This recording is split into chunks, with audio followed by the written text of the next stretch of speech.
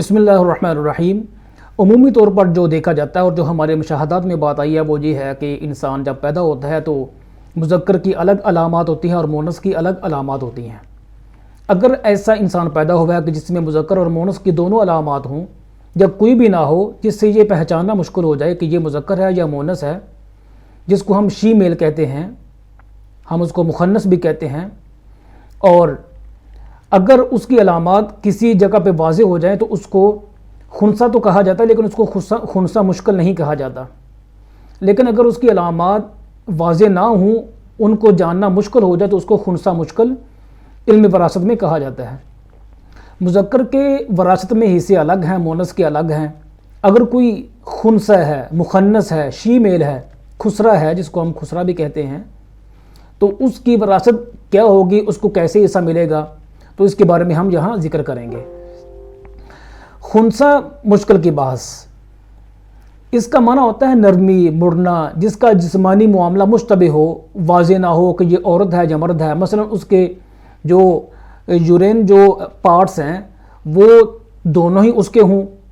یا واضح نہ ہوں کہ یہ کون سا یورین اس کا پارٹ ہے، یعنی وہ مشابہ ہو جائے، مشتبہ ہو جائے تو پتہ نہ چلے۔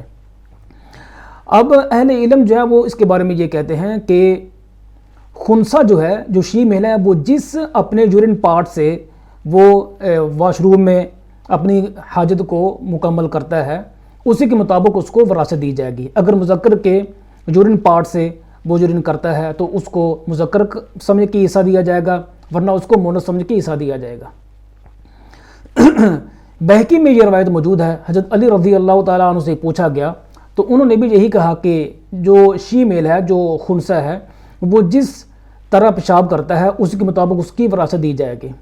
حضرت عمر رضی اللہ تعالیٰ عنہ، حضرت جابر، حضرت قتادہ اور ابن مسیب سے بھی یہی روایات منقول ہیں۔ اب اس کو حصہ دینا کیسے ہے، یہ بات بہت سمجھنے والی ہے۔ چونکہ وہ مذکر اور مونس دونوں کی علامات کا حامل ہے، اس کا معاملہ مشتبہ ہے یا کہ کوئی بھی علامت نہیں ہے، وہ کسی بھی وقت مذکر یا مونس واضح ہو سکتا ہے، تو اس کا ایک حصہ مذکر کا بنایا جائے گا۔ یعنی جب اس کا ایک مسئلہ بنایا جائے گا وراثت میں، تو اس کو ایک مرتبہ مذکر شو کیا جائے گا اور ایک مرتبہ اس کو مونس شو کیا جائے گا۔ تو اقل النصیبین، جو حصہ کم ہوگا وہ ورثاء کو دیا جائے گا، جو حصہ کم ہوگا وہ ورثاء کو دیا جائے گا، کیونکہ وہ ان کا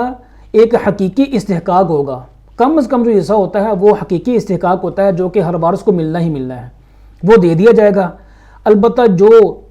زیادہ حصہ ہے جو بچ جائے گا وہ محفوظ کر لیں گے، جیسے حقیقت حال واضح ہوگی وہ اس کے مطابق تقسیم کر دیا جائے گا۔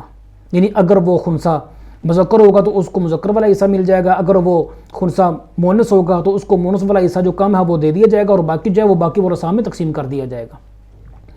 اس کو کیسے حل کریں گے تو ہم یہاں یہ سمجھتے ہیں، اگر ایک آدمی فوت ہوا ہے، اس کا ایک بیٹا، اس کے دو بیٹے ہیں اور ایک اس کی بیٹی ہے اور ایک خنثی ہے، ہم اس کو یہاں مذکر بنا لیتے ہیں، تو یہ مسئلہ بنے گا 5 کے اوپر، چونکہ یہ 5 لوگ بن گئے ہیں۔ جو بیٹا ہوتا ہے وہ 2 کے برابر ہوتا ہے، جو خنثی مذکر ہم نے بنایا وہ 2 کے برابر ہے، 2 بیٹے اوپر لے کے ہوئے ہیں، 2 وہ جو مذکر خنثی ہے وہ، اور ایک بیٹی، یہ 5 ہو جائیں گے، تو 5 میں مسئلہ بن جائے گا۔ اور اگر اس کو ہم مونس بنائیں تو یہ مسئلہ 4 پہ بنے گا، 2 بیٹے ہیں، ایک بیٹی اور ایک وہ خنثی جو مونس ہے۔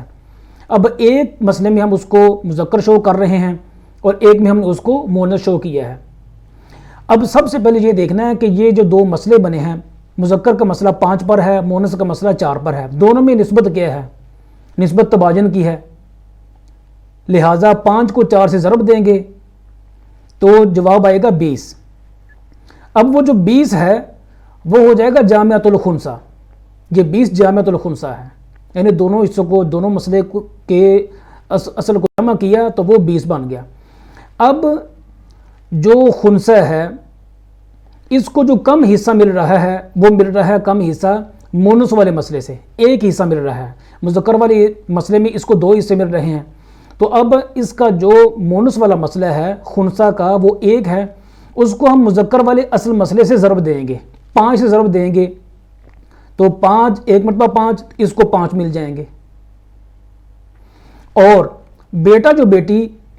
جو مذکر کے مسئلے میں ہیں ان کا کم حصہ وہ کیا ہے؟ وہ یہ ہے کہ جب مسئلہ مونس کا بنے، لہٰذا ان کا جو حصہ مذکر کے مسئلے میں ہے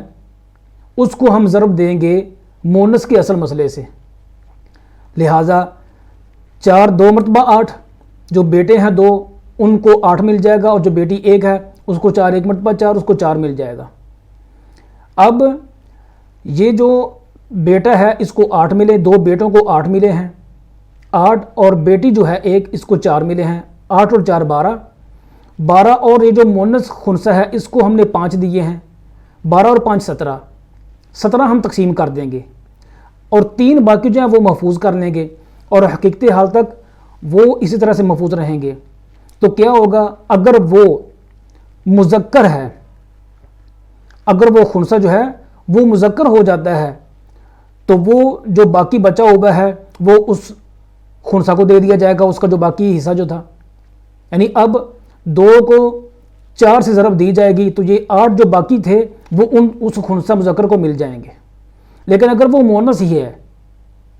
تو جو باقی 3 بچے ہیں وہ 2 بیٹوں کو 2 حصے مزید دے دیے جائیں گے اور وہ جو 1 بیٹی ہے اس کو 1 حصہ دے دیا جائے گا، تو اس طرح سے یہ برابر برابر تقسیم ہو جائے گا۔ تو خنثی مشکل شی میل جو ہے اس کو 1 مرتبہ مسئلے میں مذکر شو کریں گے، 1 مرتبہ مونس شو کریں گے، جو کم حصہ ہوگا وہ تمام کو دیا جائے گا اور جو باقی ماندہ ہے اس کو محفوظ کر لیا جائے گا۔ جیسے حقیقت حال واضح ہوگی اس کے مطابق جو باقی حصہ جو محفوظ رکھا ہے اس کو تقسیم کر دیا جائے گا۔